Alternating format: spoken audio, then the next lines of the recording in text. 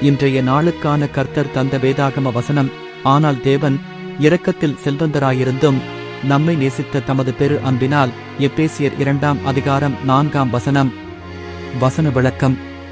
இந்த வசனத்தில் பவுல் தேவனுடைய அன்பையும் இரக்கத்தையும் மிகத் தெளிவாகச் சொல்கிறார். இரக்கத்தில் செல்வந்தர். தேவனுடைய இரக்கம் முடிவில்லாதது. நாம் பாவங்களில் இருந்த போதும் அவர் நம்மீது பரிவு காட்டுகிறார்.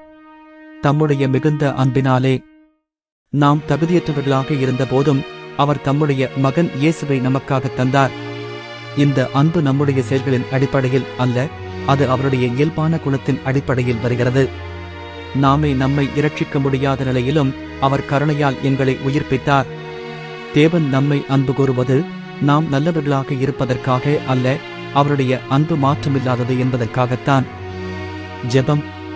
அன்புள்ள பரலோக பிதாவே, உமது அளவற்ற இரக்கத்திற்கும் தம்முடைய மிகுந்த அன்பிற்கும் உமக்கு நன்றி. நான் தகுதியற்றவள் ஆனபோதும் நீர் என்னை நேசித்தீர், என் பாவங்களிலிருந்து மீட்டீர். எப்போதும் உமது அன்பை நினைவில் கொண்டு வாழ, பிறரிடமும் அந்த அன்பையும் இரக்கத்தையும் பகிர்வதற்கு எனக்கு ஆவிக்குரிய பலம் தாரும். உமது சித்தத்திற்கேற்ப என் வாழ்வை நடத்த உதவி செய்யும்.